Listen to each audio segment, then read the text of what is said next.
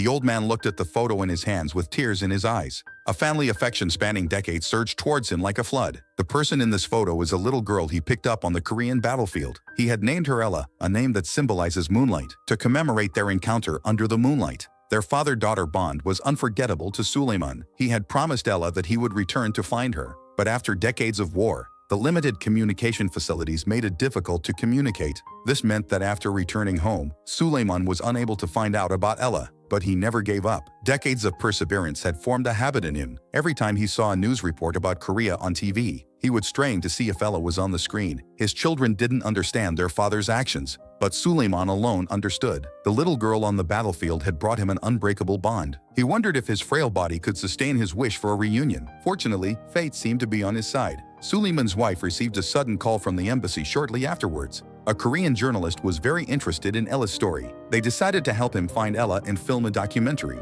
Hope ignited in Suleiman's heart. Finding Ayla was her lifelong pursuit. Even with the advancement of the information age, it was still very difficult with just a few photos. Staff rushed back to South Korea and sifted through the vast archives of the National Archives. They found Ayla's former classmates who had been at the orphanage with her. Alumni were very impressed with Ayla. Back then, Ayla would sit quietly in a corner, waiting for her father to pick her up. She would sing the Turkish national anthem loudly. She always said that if she learned the song well, her father would be proud of her. Staff promised to find Ayla. Soon, good news came from South Korea. The staff had found Ayla. They would arrange a meeting with her as soon as possible. And now, Ayla, too, has gray hair. She took the old photos with great emotion. These photos captured the brief yet happy moments between father and daughter. She would never forget that night when she shivered in the cold wind. The man who gave her a second chance at life. And Ayla had similarly searched for Suleiman for 60 years. It turned out that the father she had always cared about had also been searching for her. When the two met, Suleiman recognized Ayla instantly. Even though 60 years had passed, Ayla remained the little girl he had known back then.